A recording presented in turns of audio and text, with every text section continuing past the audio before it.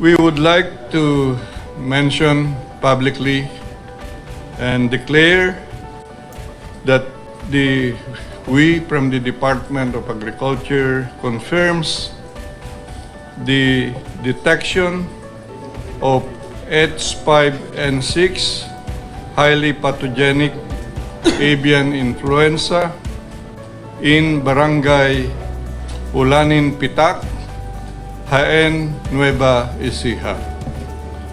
The Provincial Veterinary Office of Nueva Ecija received reports of increased mortalities of 1,500 out of 15,000 quails in one farm last March 9, 2019. Immediate disease investigation was conducted by PBO, this is the Provincial Veterinary Office, in coordination with DA Regional Field Office 3 and Jaen Municipal Agriculture Office. On March 13, 30 live quails were submitted by PBO to Regional Animal Disease Diagnostic Laboratory for testing of avian influenza.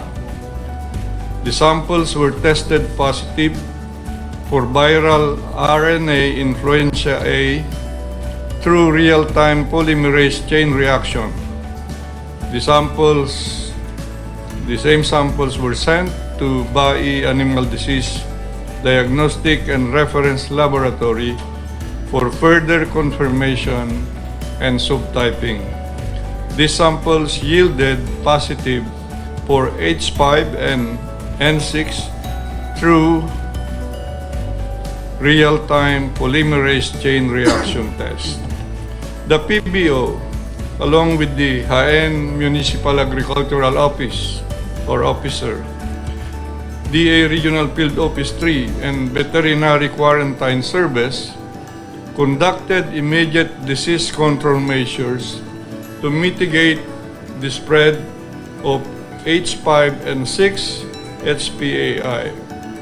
The DA and LGU officials are currently conducting disease investigation and contact tracing to determine the source of infection. Following the Asian Influenza Protection Program Manual of Procedures, a total of 12,000 heads were surgically stamped out and buried last March 14, 2020. Cleaning and disinfection were implemented accordingly. Surveillance around the 1 kilometer and 7 kilometer radius will be carried out immediately to ensure that the disease has not progressed around the said parameter.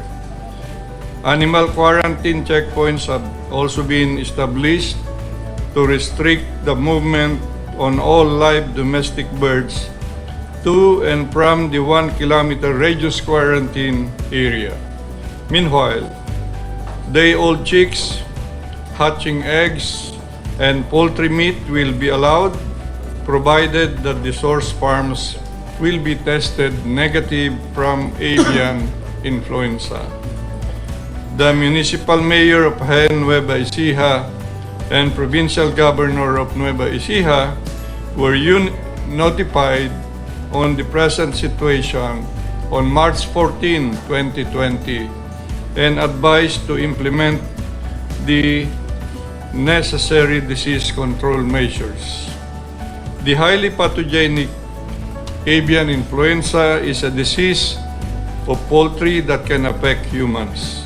However, the H5N6 HPAI, which affected the Philippines in Pampanga, like San Luis and Nueva Ecija, Jaen, San Isidro, and Cabiao, has not affected humans in the country.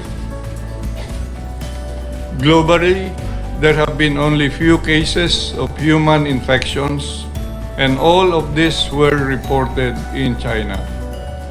The DA encourages the poultry stakeholders to report any unusual poultry mortalities to its municipal or city or provincial veterinary offices.